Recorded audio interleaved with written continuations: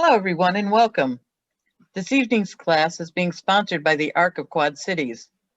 My name is Mary Heil, and I'll be the coordinator for this evening. Tonight's class is The ABLE Act, Everything You Wanted to Know But Were Afraid to Ask.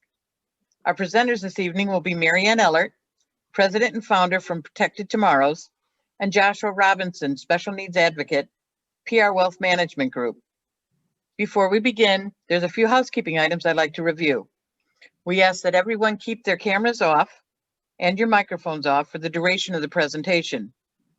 Access to this presentation will be locked 5 minutes into it, and you will not be able to reconnect if you're disconnected. The class is being recorded, and you will be able to view it once it has been placed on our website. I'd like to bring your attention to the bottom of your Zoom window.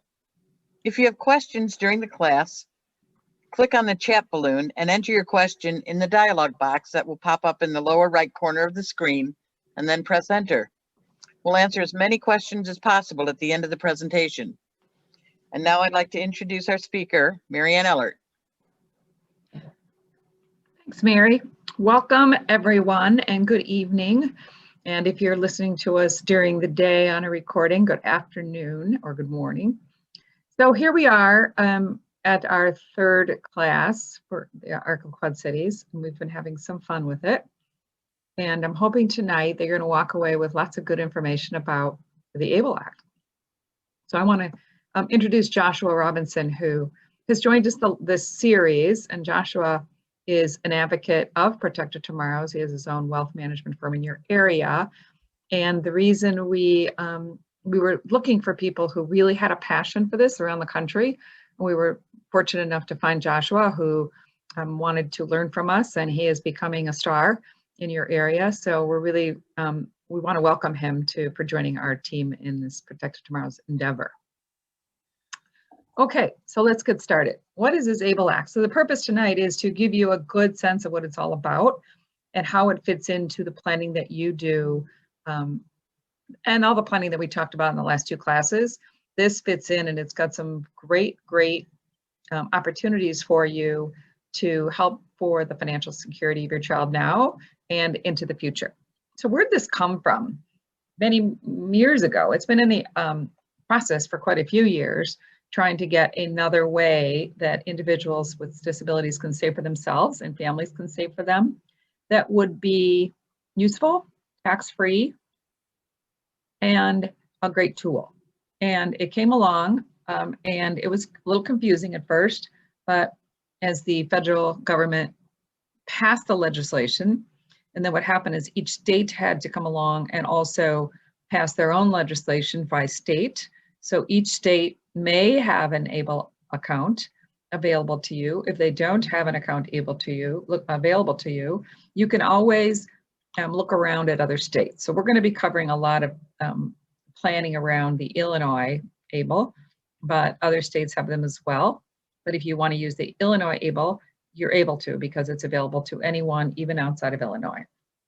There are some states like Florida that have an ABLE Act, but theirs is not available to people outside of the state.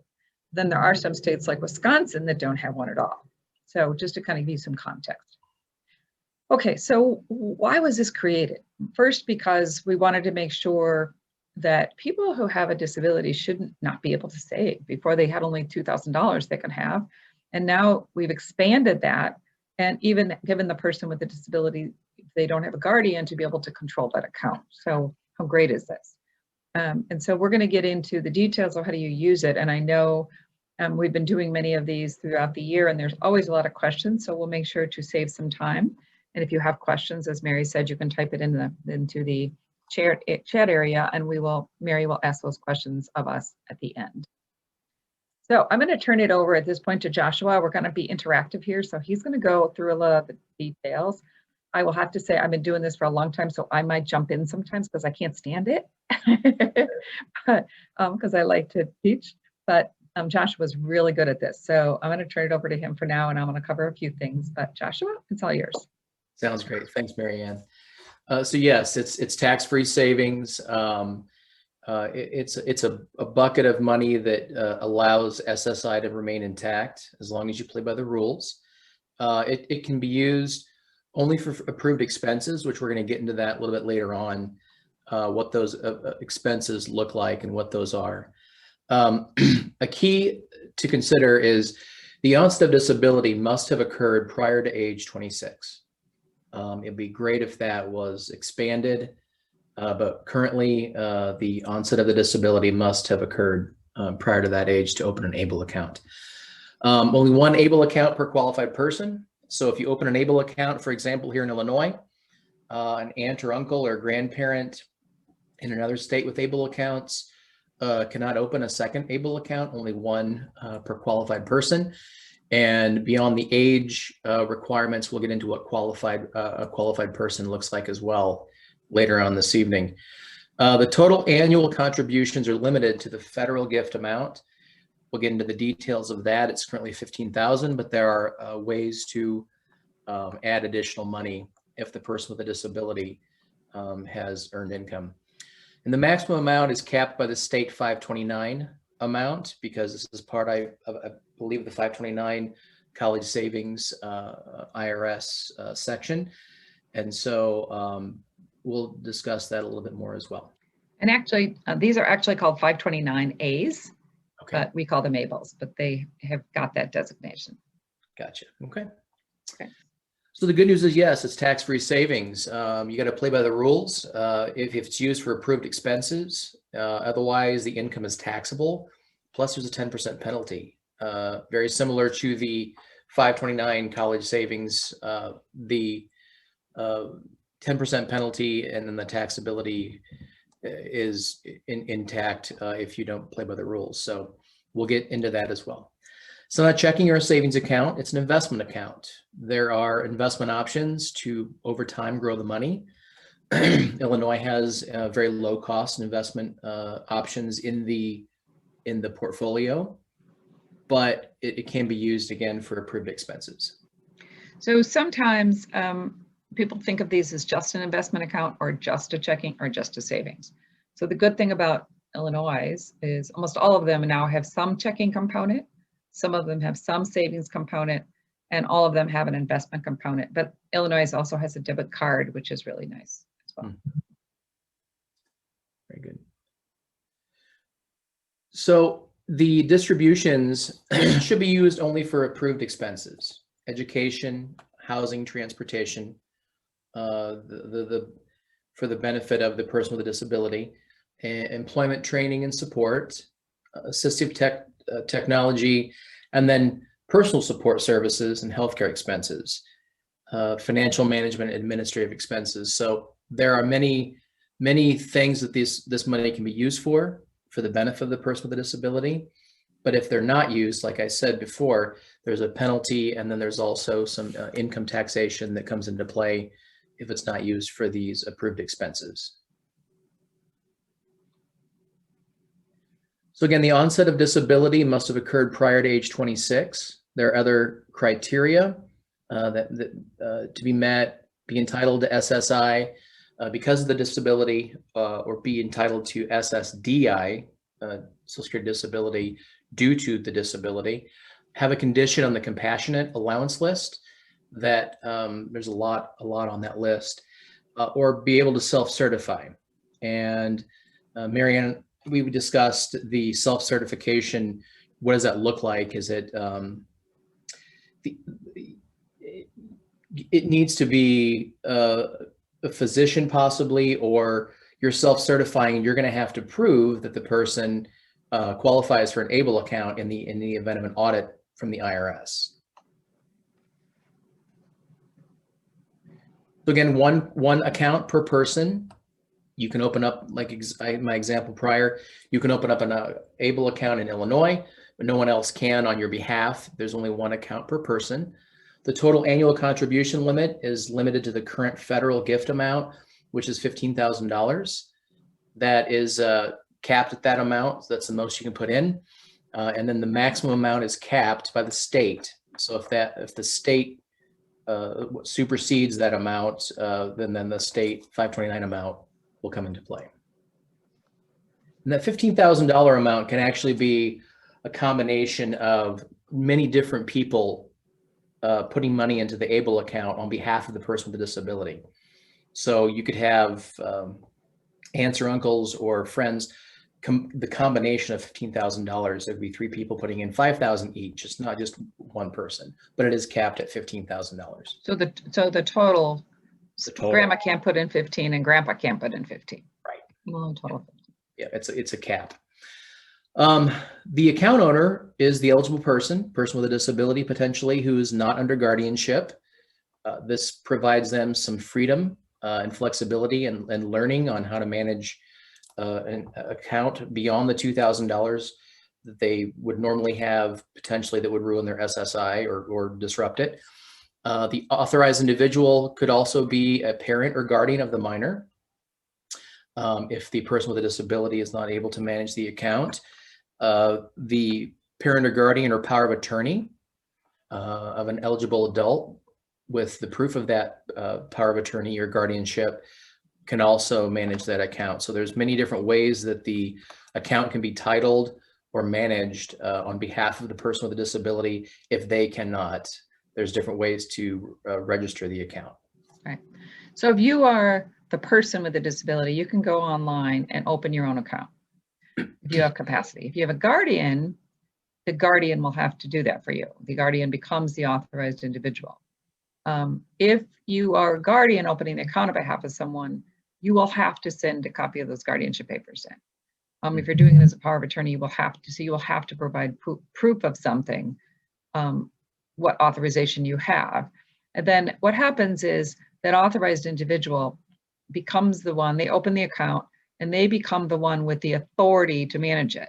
And some people say, well, if I'm opening it, I want my child with a disability to be able to manage it and have a checking account, a debit card and things like that.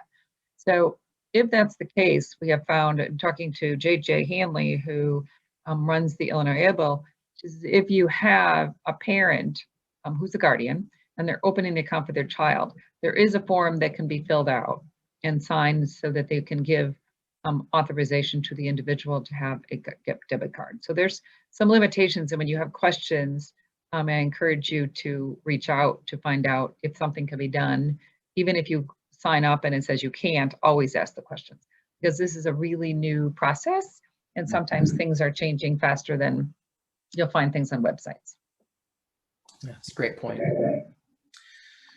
So what is ABLE account? It's a tool in the toolbox. So Marianne and I do financial planning for individuals and families and businesses, and we try to access the most modern available tools, because it's not an end-all be-all, but there are different tools necessary for different niche situations.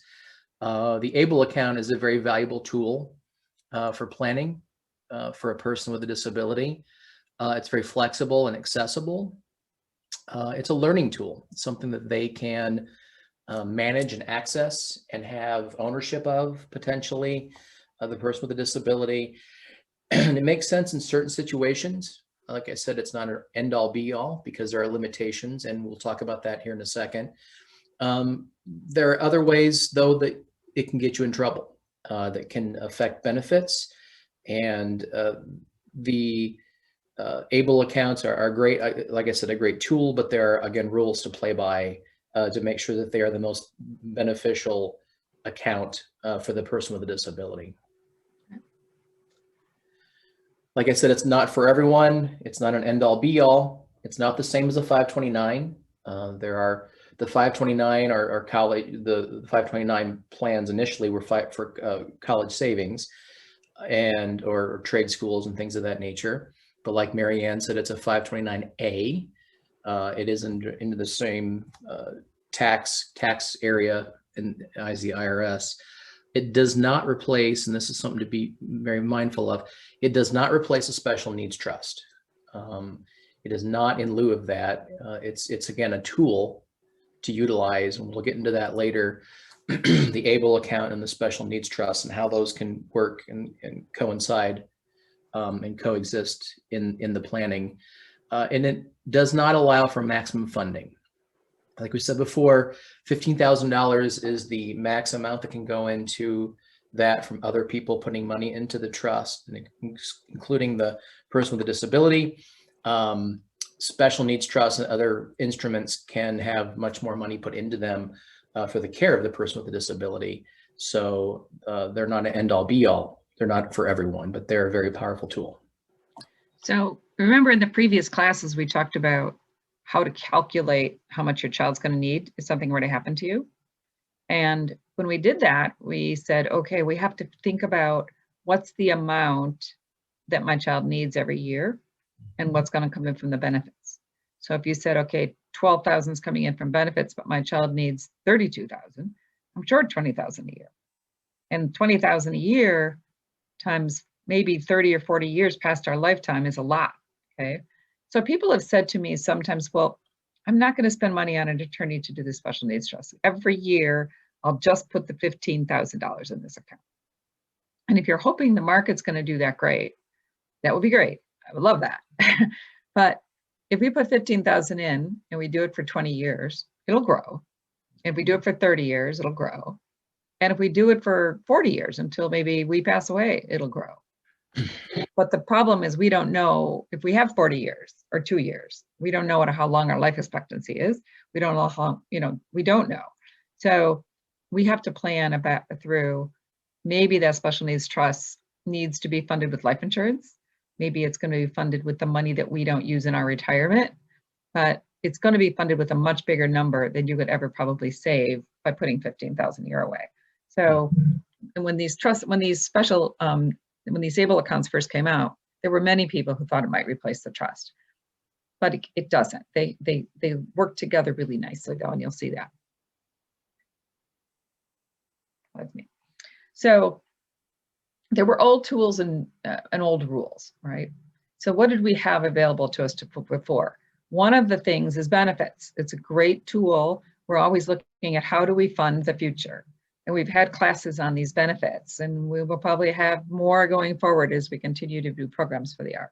But this one was a really important one because it helped us understand that our child can get SSI, and as long as we don't do anything to disrupt it, they will keep that SSI until parents retire, and then then they will bump into the Disabled Adult Child Program, which is DAC, where they get a part of their parents' benefits. And so these are all really great, but it's these programs always were limited by that $2,000. So there were rules, and they were around for a very long time. So this is one of the things that we have available to us. It doesn't go away. And then there's always the special needs trust. Yeah, that's right. The special needs trusts are very valuable. Like Marianne said, the ABLE account, we discussed retiring for 3, I think last meeting or the meeting before, and how it's so important to hone in on the amount of money that you need, not only for your own retirement, but for this person with disability as well. And the limitations on the money you can put into an ABLE account and the balances that you can maintain without interrupting benefits limits potentially the amount of money necessary to retire for 3, for all 3 of you. And so utilizing the special needs trusts are very, very crucial in the planning arena. So on the left is a third-party trust. And this is money that other people are putting into a trust on behalf of the person with a disability. It can be inheritances. The money is intended to be spent for supplemental care of the person with a disability. And at passing, the money can pass on to designated heirs or a charity or a nonprofit. There's not as many limitations because that money is not in really the control of the person, the PWD. Now, a first party trust, which is an OBRA trust, and Marianne, we call it an OOPS trust. This is a bucket to receive money that was never really meant to be in the hands of the person with a disability. It is money that was inherited on accident, so to speak, if a person left money to the PWD or a settlement from some sort of lawsuit or things of that nature. This is money that goes into this trust. Again, the money is spent for supplemental care of the PWD. However, at the passing, the money must be reimbursed back to the to Medicaid for the money that was used for care of the PWD. And so that's the unique, I guess, quirk there. And then the remaining balance passes on to the heirs. Now, I'm not skipping ahead, but I don't think, but with regards to the payback trust, the calculation of Medicaid in this example goes back to the birth of the PWD. With regards to the ABLE account, the money is paid back from the ABLE back to the establishment date of the ABLE account. So that can be a really big difference of utilizing an ABLE account from a planning standpoint to not have to pay back potentially decades worth of money to Medicaid. If it's an ABLE account, it may only be a handful of years because they haven't been around a long time. Good. So now we've got lots of new rules. So we had rules, how we had to apply them to the benefits, and we had rules that we had to apply to the special needs trust. So I thought we would take a few minutes and talk about what are the rules for those old things and what new rules do we have for ABLE. So we always have had this asset limitation, right? And if somebody's going to get, if they're going to get SSI, all they can have in their own name is that $2,000. And there's other exempt assets. So the other exempt assets are a house, a car, prepaid funeral, $2,000, and an ABLE, okay, new asset. The third party special needs trust, no limit. They can have $1 million, $2 million. A first party trust, no limit. The ABLE account does have a limit of how much can be in the ABLE account. We said $100,000, and they won't lose their SSI, but it will be suspended if they have an ABLE account with more than 100,000. Okay. So what's the maximum contributions we can put in each of these? Well, their own name, the maximum contribution again that you would ever want in that account is 2,000, but there's really no limit of how much a person could own. It's just how much, when do they want to give up their benefits? There's no maximum you can put in the special needs trust or the first party trust, but there is a manual maximum contribution that you can put in the ABLE account on a yearly basis. And that is currently the 15,000. That could change. They did already announce the maximum federal gifting amount for 2021 is still 15,000. But if they did ever change that, this would go along with that, okay? So let's talk about what you can spend. What are the allowable expenditures out of each of these? Because that's important to understand. So what can a person spend? If I have a disability, what can I spend the money that is mine on? Anything, okay? I can spend my money on anything. But what can I spend the money on a third party trust on? I can spend anything on, if it's in the special needs trust, it can be distributed for the benefit of the beneficiary. That's a very broad term up to a degree because it's supplemental, okay? So it's not supposed to pay basic support. So basic support would be considered something like food and rent. So it's not supposed to pay rent and it's not supposed to pay for my food, my basic food. So it's for the benefit of that person. So that's a broad term again. So if that person wanted to give a gift to someone, that's okay. It gives them enjoyment, okay? If they wanted to go on vacation and needed someone to go with them on vacation, a caregiver, they can pay for that out of the special needs trust. And that's where the third party trust and the first party trust differ. The first party trust can only pay things to benefit the person of the disability only. So I always use the vacation as a good example. Third party trust, you could pay for me, I'm the person with disability, and my caregiver to go on the trip with me. The first party trust, because the state has a stake in that, okay? They're going to get a payback. They're going to be more restrictive as to what I can spend on it. It must only benefit me, and so I can't pay for my caregiver. The Illinois ABLE says it must be a qualified disability related expense, but it's very, very broad. So if it makes my life better, it's pretty broad as to what I can use that ABLE account for. And there's a very long list on the ABLE site if you want to look at that. From a taxable perspective, anything in my own name would be taxed, the income on it. A third-party trust has some exclusions. It's a qualified disability trust. So it gets an exclusion for me and it gets an exclusion for the trust. So it's tax efficient, but it's still taxable. The first-party trust is taxed to the individual. So if I have a first-party trust, that's taxed to me, not to the trust. It's my money. It's just being held in a certain place for me. And then the Illinois ABLE account, no tax. It's tax-free as long as we use it and follow the rules. Okay. Contribution limits, we talked about them. There's no tax deductibility of any of those other accounts except for the Illinois ABLE.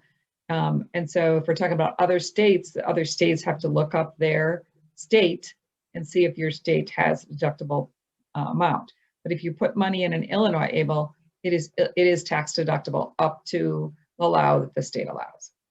Okay. And then what do you have to track on these?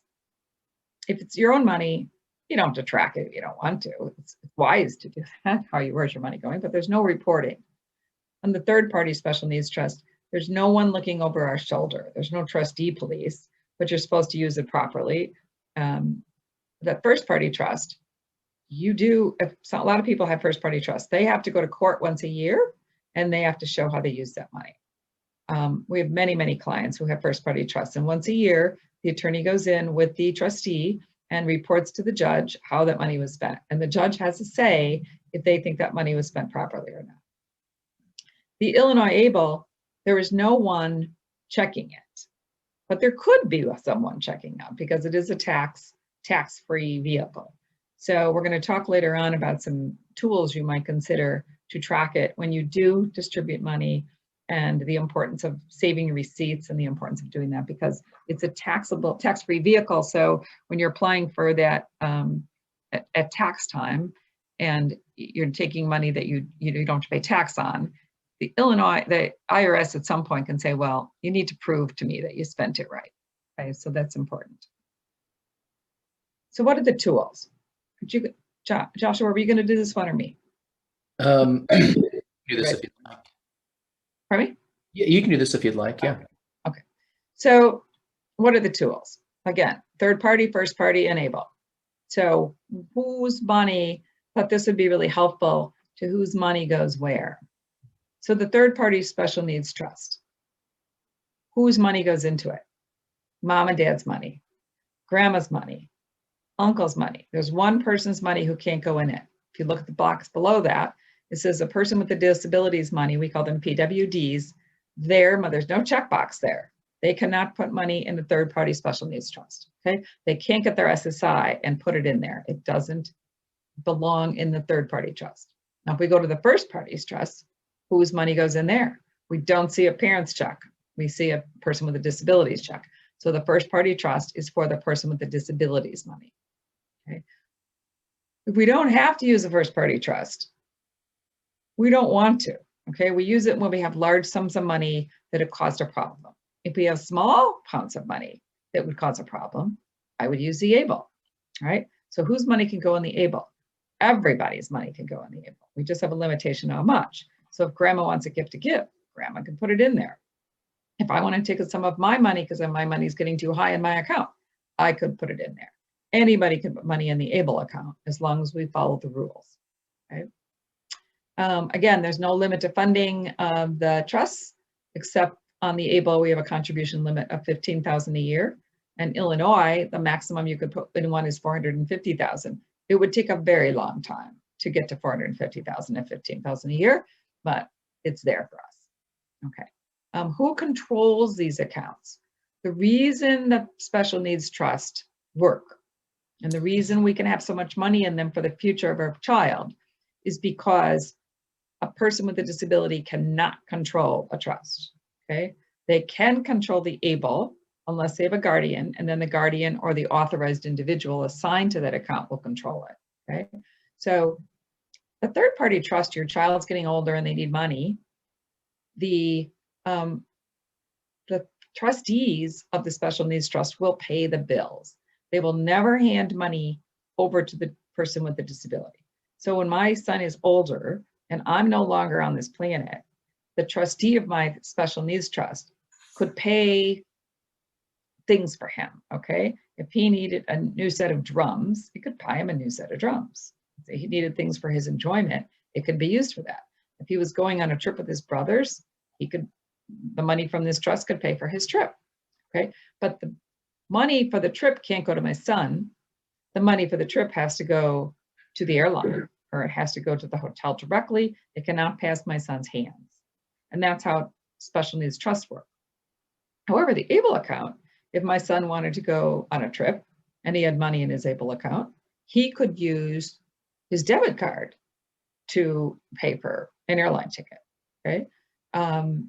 He is able to do that, unless of course he has a guardian and gives special permission to do it, but he can control his ABLE account. So one of the things we look at doing is saying, well, you know what, I always want my son to have some individualism in his life, right? I want him to have that independence. So if I put 15,000 in this year and something happens to me, what happens to his ABLE? Because he doesn't work. There's no more way to more money in that. So what I've done in my special needs trust is I will leave money at my death into that trust, and the trustee will be able to put every year 15,000 into his ABLE. So I'm allowing my son, even though the special needs trust has to pay his bills, not directly and not through him, the special needs trust will be able to put money into the ABLE and give my son independence for the rest of his life. Okay. The other thing is about these is one of the tools. You'll understand that the two special needs trusts are for big accounts, and the ABLE is efficient for small accounts. So it kind of gives you a sense of how these all fit together, right? And the ABLE, of course, is tax-free, and the other two are not. So sometimes when we look at these, we say, how do you use them? Trusts are for the big dollars, ABLE's for the smaller dollars. But the ABLE could get bigger, right? It could get bigger over time. Yeah, that's right. If you look at how SSI can be protected from before, there were limitations on receiving SSI benefits. And now we can utilize the ABLE to keep those benefits intact. SSI will be suspended if the account exceeds $100,000. So we really want to keep an eye on the balance of the overall account. Like Marianne said, it'll take a while to accumulate that kind of money, especially if there are distributions for qualified expenses, because they haven't been around a long time, the ABLE accounts. The suspension of the SSI benefits is not permanent. It may only be for a month or two. But like I said, if the ABLE account is being used for the benefit of the PWD for qualified expenses, then the balance should be monitored to not exceed $100,000 to interrupt the SSI benefit. The other thing to consider, a limitation to be aware of, is the payback at death of the PWD to Medicaid. We've mentioned this before, discussed this here in the presentation. It goes back and has to pay back Medicaid. Any balance remains in the ABLE account can be sent to a beneficiary. But the nice thing about a ABLE account, like I think I said prior, it's not like a trust where it goes back to birth. If the ABLE account is established and something were to happen to the PWD a couple years in to the account, then only those 2 years worth of Medicaid has to be paid back. So that's an advantage of utilizing as part of, like we said, a tool in the toolbox, the ABLE account, because it doesn't mean that the account will be totally depleted back to $0. So there are benefits, but there are restrictions too. This is not money like in the trust that Marianne was discussing that is outside, like the third-party trust. So sometimes we talk to families and they go, oh, I'm not going to do that with that payback. And I'm going to just comment on not being afraid of that payback, because independence is so important, right? So if this is one of the tools where we can, A, make sure our child doesn't get kicked out of SSI, so they have too much in their account, we're going to fund it, or actually concentrating on putting the 15,000 in a year, it's such a benefit to our child. So, and also as your child gets older and they go from SSI to SSDI, and we don't have that limitation of the 100,000 anymore, we might keep funding it. And it's more about keeping them independent than anything else. The other thing to know about the payback is there's a lot of conversation right now. So the federal government legislation says they must claw back for that money. Most of the states are not going to claw back for the money. Just the federal must. So if you talk to some of the states, they'll say, well, we're not going to go after the clawback at the state level. But Medicaid waiver money, which is federal money, will be clawed back. So a lot of those bills that are paying by Medicaid at the state level will not have to be reimbursed. So a lot of that is unclear yet, but I just don't want people not to set these up because they're fearful of that payback. It's such a great tool to use. So there are a few updates recent with regards to the ABLE accounts. The Financial Planning Act allows for 529 rollovers to go into the ABLE account. Again, the maximum contribution is $15,000. As the federal gift amount increases, that will go up over time. I recall when it was only, I think, 11 or 12,000 not that long ago, the gift amount. The again, ABLE Planning Act, Financial Planning Act allows rollovers from 529s into ABLE accounts. Now, however, keep in mind that that still has that $15,000 limit or cap on the money going into an ABLE account on an annual basis. The nice thing about the ABLEs also, the deposits from SSI and SSDI can directly be sent into an ABLE account from the benefits to fund that. The Able to Work Act allows for additional contributions from ABLE beneficiaries if there's earned income to go into ABLE accounts. And there's a couple caveats here to look at or numbers. The max for 2020, I believe, is $12,490. The max for 2021 is $12,760. That gets increased very slightly over year. But that means that, for example, 2020, $15,000 can be put into an ABLE account. And then if the person with a disability is working and has that earned income, they can contribute up to $12,490 for a total of $27,490 into that ABLE account in 2020. But there are, again, certain parameters that have to be met to contribute that much into an ABLE account. So these are great new updates. This ability to put your SSI directly into the ABLE account was a great thing. Why was it great? Because people who work, there's a couple things here for individuals who work, and more people with disabilities are working. They get their paycheck and it goes into their bank account, and then they get their SSI and it goes into their bank account, and they're over $2,000, and then they get a letter from the government saying you got over 2,000, we want money back. So either they take their paycheck and they contribute a bunch of it up to that $12,490 to their ABLE on a regular basis, or they just have their SSI going directly to the ABLE. They can still use it the way they would have, taking it out of the ABLE, but at least it's not going to cause that problem. And that's been, I can't even tell you the number of calls we get with, oh my gosh, my account is $2,020 and I got a letter. So these are some great tools to solve some of those problems. So there are dangers, and there's always a downside to tools.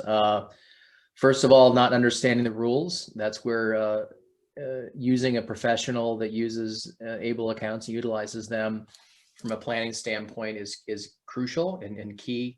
You know, lack of understanding the rules can get you in trouble with regards to the IRS and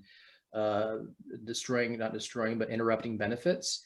A lack of understanding how to utilize it, because it can be utilized from a very powerful standpoint in conjunction with special needs trusts. Like we said before, it's not going to replace those trusts, but it can be utilized, like Mary Ann said, to receive SSI and SSDI money, to receive money to keep the balances under $2,000 from earned income and other things like that.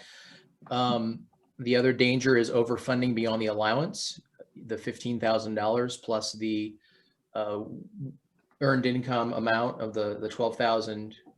It changed as 490 or 470. That overfunding it is very very important to keep an eye on and monitor. Losing the SSI benefit, like I said before, keeping that $2,000 under that balance to keep the SSI intact, the benefits. And then the payback at death, but like Mary Ann mentioned, don't be afraid of that, because a lot of states are not clawing back those monies. And again, it offers freedom and flexibility for the person with a disability to have that account, and that probably outweighs the concern about paying back money to Medicaid if the PWD were to pass. So there's a couple of practical uses with regards to the ABLE that utilizes the special needs trust. Third-party money is money from elsewhere we may not have planned on, but we can certainly have it gifted through the ABLE as a conduit, making sure we maximize and capitalize on that $15,000. And then the overage and additional assets can go into the special needs trust. For example, gifts from aunts and uncles, grandma and grandpa, inheritances, or life insurance that was left that can be spent, or excuse me, utilized to go through the ABLE, and then also additionally to the third party special needs trust. And then, like Mary Ann mentioned before, I think with one of her sons, having that third party special needs trust fund the ABLE account to allow money to still remain in the control of the person with a disability for that freedom beyond the life of the person that created that special needs trust is a great utilization of the ABLE account with regards to third party money as well. Now, first party money, again, this goes back to the OOPS money from the OBRA trust, the first party trust. Inheritances received in error, money that was never anticipated to be received into the person with a disability's estate or their hands. Funnel as much as you can into the ABLE, utilize that bucket and that tool, and then the remainder of the money can go into that OOPS trust to try to avoid losing benefits and having money in their name if that's an issue. Litigation, again, from a settlement, those can be very rapid. That we have to plan around, you have to maneuver around, again, utilize the ABLE account, and then funnel the remaining assets into that special needs trust. If they earn too much, they could earn too much from their earned income. That would it might enable them to utilize the ABLE, and then, like Mary Ann said, put the money in the ABLE, but we don't want to interrupt their benefits. Direct deposit, which is really cool. The direct deposit of the SSI and SSDI, you can directly deposit that into the ABLE account.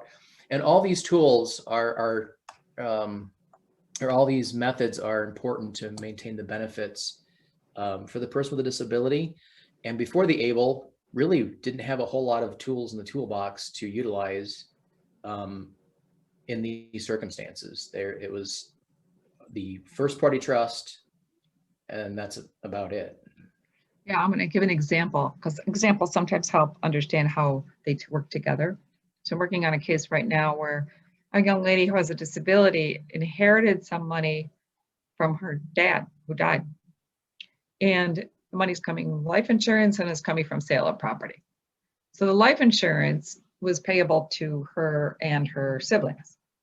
So she's going to get about $30,000 in the life insurance. Now, $30,000 would cut her off for benefits, right?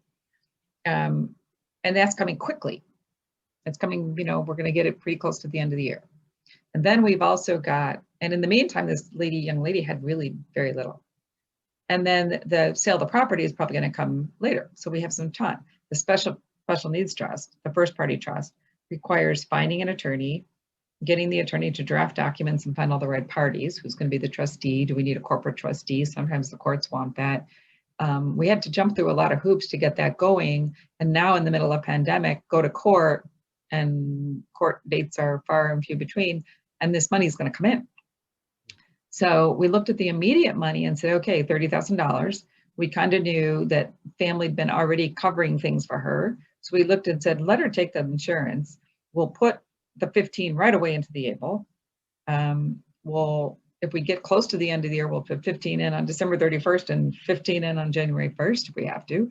But otherwise, there were things that she owed people. So we've been keeping track of those things because we knew that they were loaning her money knowing that she was going to get this inheritance coming eventually. And so we're able to work carefully through how much it's going to go into the ABLE, how does she pay some bills back to the people who have been covering for her for a while, and then getting that first party trust set up in the meantime, so that by the time the property is sold, we'd have that ready to go. So sometimes it's not one, but it's many solutions, and it's sitting down with your advisor, being really creative about how is this all going to work, and how do we make sure that we don't cross the line and stay in line with what you're able to do, but also not lose those benefits, which are so critical. Because sometimes when people lose benefits, getting back on is sometimes a challenge.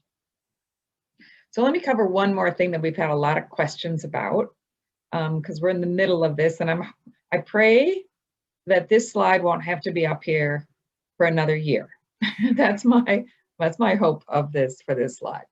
So but I hope that we have this problem soon.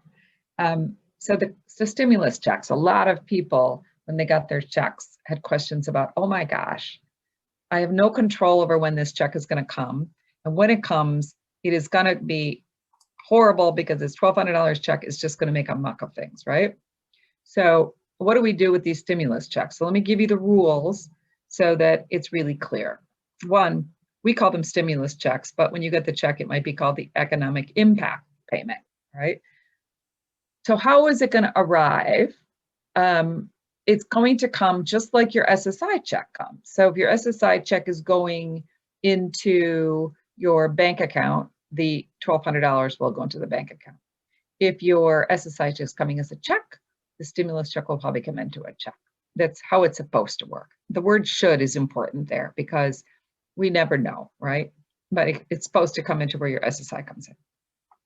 So if it comes into a check, you kind of got control of it, right? You haven't deposited anywhere yet. But it comes into your account and you look and it comes in the same day as your SSI, you're like, holy cow, what am I going to do? So let me tell you what the good upside is and then what you need to be careful about. So first of all, the stimulus checks are not taxable. They're not taxable income. So you don't have to worry about reporting them on your tax return, okay? Number one. But the most important for people who are listening is it is not SSI income. It is not something that you have to report is income when you do your income reporting. So we know that when you're getting SSI every month, if you have a job, you have to submit your paycheck information, right? You do not have to submit this. It is not SSI income. Done, okay? This is the confusing part. It is also not an asset, okay? So when you have $2,000 in your bank account and all of a sudden $1,200 comes in, you have more than $2,000, but the SSI doesn't count that money for 12 months. So I would document it carefully when you got it, came in. I would save that printout of that account to show it came in. And for 12 months, you could be over by $1,200. However, at the end of the 12 months, it would count, okay? So a simple solution to not forget, because when you put that $1,200 in, now I don't know how many of us get $1,200 and we just can't find a place to spend it, but it happens. And people are worried about this because the minute that comes in their account, they're like, oh my gosh, I got to spend it really fast on something I don't really need because it's in my account. It is in your account for 12 months. At the end of the 12 months, if you're over, it's going to count against you. So you cannot let that happen. So my recommendation is do one of two things. Spend it on something. If you owe mom and dad something, pay them back. If they bought you a computer and you're going to pay them back, pay them back. But a really good thing, here's an ABLE, a great solution for the ABLE. If you have room within that $15,000 limit, take this check and deposit it into your ABLE. If it's in your bank account, even when you set up the ABLE, you should connect your ABLE to your bank account anyway. You should connect them so money can go back and forth, right? So you can take money out of the ABLE and have it, and you can also take money out of your bank account and spend it and move it. So I hope that's clear. So you're going to get this check. It's not taxable, it's not income, and it's not an asset, but it's not an asset for 12 months. So you can put it in your bank account. What I'd like you to do when you get that is either move it to your ABLE or spend it on something you really need, okay? Do not just, we should never have money and just get rid of it because we shouldn't have it. But if you owe somebody money, you can pay them back, all of those things, just track it, all right? So tracking is always important for the ABLE account. And even going in is important. So in this case, and when you get that, my recommendation is when you get it, just put it in your ABLE. Now, if your Social Security is already going into your ABLE, this would also go into your ABLE, is how it's supposed to work, okay? Hope that is clear, because there's a lot of conversation that another stimulus check is coming. And so I wanted to have everybody have an upside about that. Okay, now how we talked about money coming in, how are we gonna use it? That was great timing. We appreciate that with regards to that check and potentially others coming in the future. You know, when we do financial planning for persons with disability, there's a life care plan that Marianne created that looks at the annual needs of the person with a disability in terms of a cash flow standpoint and what's that look like. And the nice thing is there are expenditures that you can utilize an ABLE account for that are expenses that are part of everyday life, transportation, transition education, paying for a job coach, personal support services. Again, Marianne alluded to rent being a thing that you can utilize an ABLE account for that you cannot use the trust for, and then recreational activities. So these are additional things that the ABLE account can be utilized for as qualified expenditures that are very, very important to the care of the person with disability.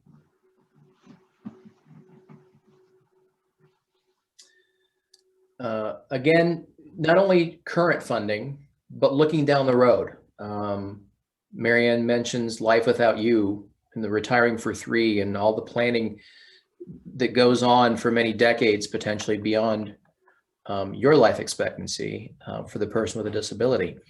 Again, what does the future funding look like? What does the planning look like decades down the road or many years down the road? The ABLE account can be used for current funding, but then utilizing the Special Needs Trust because that doesn't have as many limitations to it is really important for future funding. Transportation, again, the ongoing education of the person with a disability, job coach, employment support, again, personal support services, having their own home or residential area to live in, that an ABLE account might have limitations in terms of because of the balance of the ABLE account and the limitations to it. Utilizing that Special Needs Trust is crucial. Paying for vacations, like she mentioned, maybe having a caregiver travel with them, traveling companions, and then future funding of the ABLE account. We mentioned that a few slides back, having the Special Needs Trust maintain that ABLE account in the future beyond yourself in your life expectancy to maintain that account for their own autonomy and their own freedom and their own use. Let me tell you one more thing that I personally find important. So my son has both a Special Needs Trust and an ABLE account. And he lives on his own and he pays rent and he has benefits and he tries really hard to pay his own bills. But of course I help him and I help him with supplemental things, okay? And when I'm gone, the trust will fund, the trust and his ABLE will help him with all those supplemental things. But there's one thing that he has that is called basic support, and it's his rent. So his rent, because of the disability housing that he lives in, he has to pay for part of his rent. But the part of his rent he has to pay for is more than almost as much as his disability check. So how does he do that? How does he pay his rent? By taking his disability check and pay all of his rent and have no money left to eat.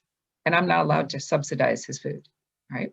So along came this solution called the ABLE account. A special needs trust is not supposed to pay. A special needs trust is not to pay basic support. It is to provide supplemental support. So I couldn't fund his special needs trust and let him pay his rent. The special needs trust could own a house. I wasn't quite ready to buy a house and put it in a special needs trust for him, but it could own a house, and then he could live in and use a little bit of his government money to pay to the special needs trust for rent. But we weren't going to do that. He's found this perfect place to live, and he needs to pay rent there. So what do? The ABLE account, if you look back on what the ABLE account could pay, let's see if I can go back here. Oh, yeah, this way. So you can see there what the ABLE account could pay is rent, right? The special needs trust cannot. That's a huge difference. So I'm able to fund his ABLE account, and he uses part of his money and part of this money to pay his rent, or he can use all of it to pay his rent. And then he uses the other money for other things. It gives him, again, independence. He doesn't have to look to me every month. I've just funded his account, right? And then, so the difference is the special needs trust can own a house, but it can't pay rent. The ABLE account can. So again, it's really important if he's going to stay in that apartment that I make sure that his special needs trust has enough money in it to be able to fund his ABLE into the future. Just a nuance of those two documents that are really important to know. Yeah, so practical uses for the ABLE, and I think Mary Ann can touch more on this as well, but other administrative needs from the expenditure standpoint, advocacy services, guardianship fees, other legal fees, and administrative expenses. There are a lot of different areas that you can utilize the ABLE. And some of it might be ABLE, some of it might be special needs, but a lot of it is paid out of, you could pay guardianship fees and things like that. So sometimes we look at it and say, well, doesn't child head, can't their government fees be used, the government money used to pay guardianship fees? Well, the benefit money is their money, and no one would ever use their own money to take their rights away. Mm-hmm. So we have these other tools that can help pay those kind of fees on a regular basis, that there are fees that they're going to have to be provided. Maybe the child has to have an advocate who helps them with benefits. They need somebody to go to court for them to, for their first party trust. There's all those kind of things that are needed. Okay, I'm ready, Joshua. I want a plan. How do I start? Well, Mary Ann mentioned before, there are certain nuances based on where you live.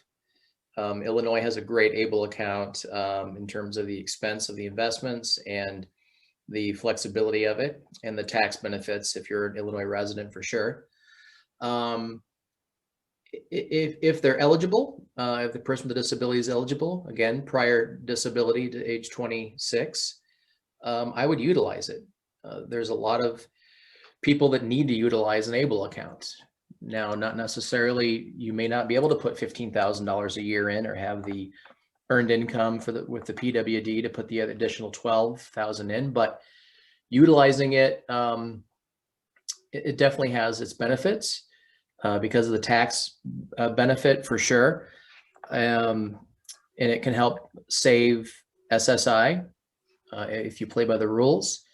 If eligible, I would say utilize one, and we can certainly help you with that, establishing it. If the state doesn't have a plan, you can utilize another state's plan if the state allows it. Like Mary Ann, she talked about Wisconsin and Florida and Illinois. Some other states can restrict outside users of that plan, much like the 529 college savings plans are somewhat restricted, and this is under the 529A. But I would say utilize the ABLE plan for sure, because of the benefits we've mentioned here tonight, as a tool in the tool bag, so to speak. And again, it doesn't replace a special needs trust, but it can be a very powerful tool in addition to help with many different areas in the planning arena. So the question is there a cost to open the account? They vary by state. We can certainly help you look at the different costs from state to state. We're in the Illinois-Iowa border, so we can look at those. Mary Ann's very familiar with the Illinois ABLE. She's done 3 hour-long statewide presentations here in the last month or so with the head of the Illinois ABLE JJ Hanley, and is very knowledgeable, and I can certainly help answer any questions as well. Question is, are there fees for residents? Will they be lower for non-residents? Looking at the cost of the investments as well, the fees on the investments. We can certainly help you analyze all that and look at the best solution for you. The other thing you want to look at when you're opening these, and Joshua can help you, is when you open one, sometimes people will get all the way through and then it says, okay, what do you want to do with the money you're putting in? And so it's taking that and saying, well, do I want to put it, do I need it now? Do I need it later? How should I invest it? Because it's an investment.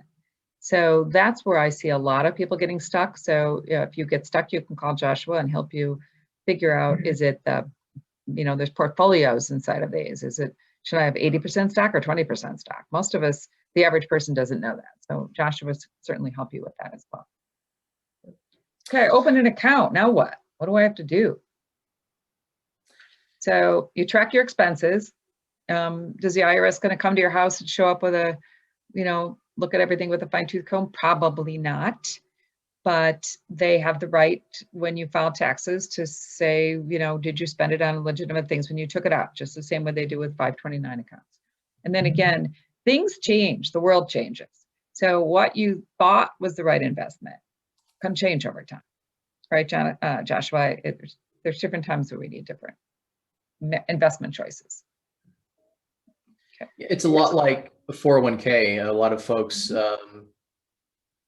close their eyes and throw an arrow or a dart at the dartboard and hope that they pick the right portfolio, and we can certainly picking the right one is important, because you're putting this money away for your child's long-term future. It's a different investment style, but you could also put some money in and say, okay, I want X amount to go into the checking and some to go into the savings and some to go into the investment. So there's a lot of options. Yeah. So how do you track this? Everybody tracks things in a different way. So some people take the things they spend it on and put it in a binder by day. Some people just write in it. Some people put things in Quicken. In Quicken, you can set up all kinds of categories. You could do that with envelopes. Everybody tracks expenses, just like you track your house expenses or shit. The one thing we'll tell you about this is receipts. When you buy something out of this, you take the money and you're going to buy whatever. Keep the receipts. Now, receipts fade. So I'm going to tell you, don't necessarily keep all those little pieces of paper, scan them. So when you put it into Quicken, then scan a copy of that receipt and store it somewhere. Because when the IRS comes calling 4 years later and they look at the receipt and they go, I can't read this. If you have scanned it, you can read it, and scanned receipts work. Okay, so we're hoping to, in our planning system that we have online, put a little tracking system where you could put this and scan your receipts into it for you. So watch for that, because that's one of the updates we want to make to our planning system online. Okay, so a few things that you can do as homework. Okay, open Enable. I always give people homework, right? Open Enable account. If you need help, call Joshua, because Joshua is going to know how to do it, right? You can go online and you could do a Zoom together and you could get it opened. It's not that hard. Mary Heil in our office, she's on here running this for us. She does them all the time. She helps people answer the questions. When she doesn't have a question, we know how to call. And a special needs trust. So check your special needs trust, open it up. We have classes on, 2 classes already on the things you should look for in your special needs trust, but check it. Does your special needs trust have language in it that says the trustee can fund Enable? So that's the homework. Open up your special needs trust. Does it say that the trustee has the right to fund Enable account? Okay, get a binder or get a computer and do that. Work with Jonathan and create a care plan, and then figure out how you're going to fund it. So these are the 3 things that you need to pull together. Make sure you got a trust that works. Make sure you got an Able open. Make sure you have a way to track it. And then build the care plan and begin funding the special needs trust and begin funding the Able. They have to exist before you can fund them, right? You need to have an Able, you need to have a special needs trust. Get those done, and then create a care plan and say, okay, how much do I need to put into each of those? What's my will going to do? All of that, pull it together. Then once you have it, I can tell you, once you have all this in place, you can just kind of like breathe. It's a big piece of work to get done. And then you can kind of breathe and just manage it going forward. Homework. I always give homework. Then the last thing I'll say is things change. Okay. And, we've been doing this for a long, long time. And I can tell you, I've seen trust change. I've seen this able is new in the last 5 years. I've seen new great things happening. We're seeing new housing initiatives. We're seeing new jobs open up. Not right now because of this pandemic, but we're starting to see a lot of great things happening. So you as a parent can be proactive. Clarification of these rules of the rules of the ABLE will continue. And as they change, we will continue to do webinars like this. So I encourage you to just stay up to date on everything that's going on. So with that, we will take a few minutes and see if there's any questions, because we have about 5 minutes left or so. So Mary, do we have any questions for Joshua? We do have a couple of questions. The first one, an individual maintains they don't have a guardian, but they have a representative payee. Can the rep payee help them with keeping the receipts needed for the account and making sure the expenses are eligible?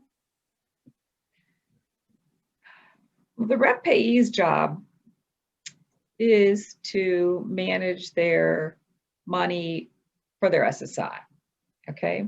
So that's their quote unquote legal job. Can they help this person track things? I don't see a reason why they can't. They really can't take charge of the account unless the rep payee is also the authorized individual. So they can't go on the account and do things, but if they wanted to manually help this person set up a tracking mechanism, of course they could do that. Okay. If there's no legal person who can help them, but the person who's going to go into their account and make changes to it and manage it must be an authorized individual for them. As something that the rep payee does, they have to report to Social Security every year what happens to the money that's spent in the account.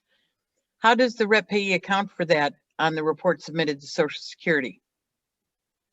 Or the ABLE? Yes. All they have to do is say X amount to the ABLE account. Okay. So when they're accounting for money and they deposited some of the ABLE account, they just have to say $200 to ABLE. I will tell you, not every Social Security worker knows what the ABLE account is. So they might have to send them something in writing or, give them a copy of something so that they know that it's a qualified distribution. And I'm sure that Illinois ABLE would be happy, or any of the ABLE groups would be happy to send them something. Okay. Does an ABLE account have beneficiaries? Yes. Yes. Yes. So Mary, you've set some up. How many beneficiaries does it let you set up? We've only been asked to set up, I believe, 2, but I'm sure it could handle more. Yeah. At this point, I'm not sure though. Yeah. I know that there's a form that you can fill out to have beneficiaries on it. Beneficiary will always come after the payback though. So, okay. How do you get money out of the ABLE account? Do you use the debit card? Do you move it to the bank account? Do you write checks? How do you access it? You want to answer that one, Joshua, or do you want me to do it? Sure. So again, there's many ways to access the money. Just like the question asked, there's debit cards, there's the checking account, the checkbook to access those proceeds from a distribution standpoint.